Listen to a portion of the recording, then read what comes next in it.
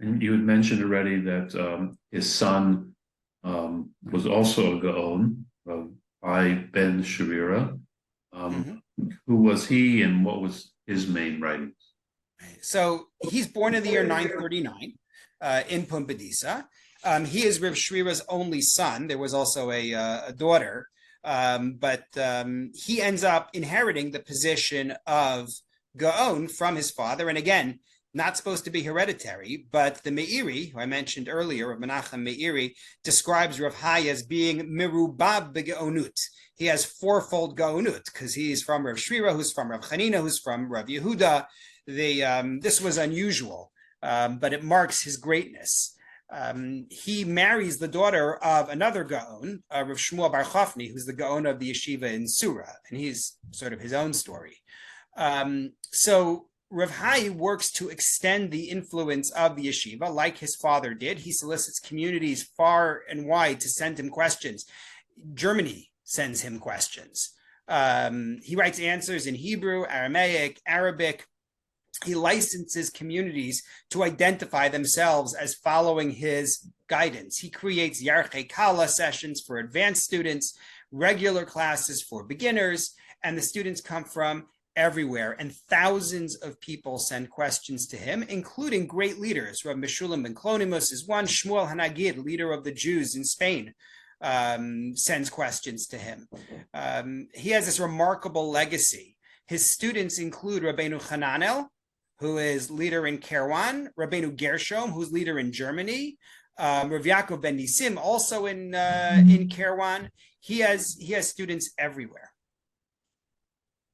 Jewish historians talk about the golden age of Spanish Jewry and how Jewish populations had this somewhat harmonious relationship with the Muslim rulers in Spain. Can one say that the Gaonic period was also a golden age in Jewish history? It sounds like the Jews had authority, they had the Reish Galuta, they had yeshivot, was that a golden age, the Gaonic period?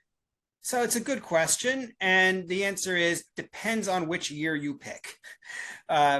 First of all, in terms of the idea of Jews getting along with the Muslims, this is a concept that is often called convivencia.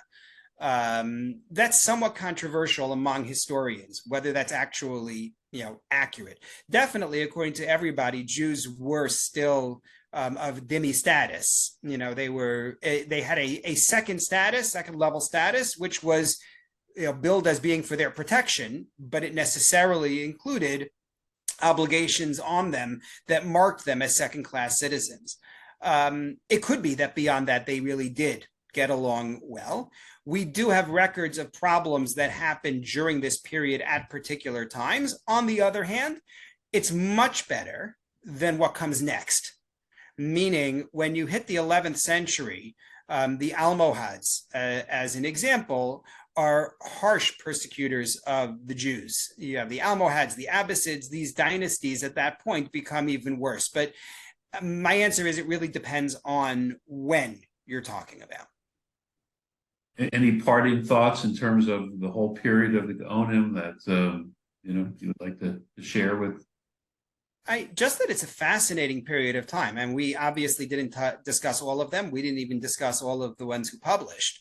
There's so much there, and it's such a rich period in our history, and it's a formative period in our history. Rav Hai Gaon really can be said to be the ancestor of multiple schools that end up forming both Ashkenazi Judaism and Sephardi Judaism. So knowing our roots, knowing where we come from, I think can be very helpful. It also helps us understand the chain of Masorah. It helps us to understand, who is the Rebbe of whom and why. And I think that's very valuable in terms of halachic development, as well as for people's overall knowledge of who Jews are. So I think that's important. This has been, again, as Rabbi Torczyner said, it's really just the tip of an iceberg here, and to encourage all our listeners and viewers to go online on yutorah.org and Rabbi Torczyner's shiurim and articles are all over there, and really fascinating. And again, thank you so much for your time today. We appreciate it very much. Thank you. Thank you very much. I appreciate the opportunity.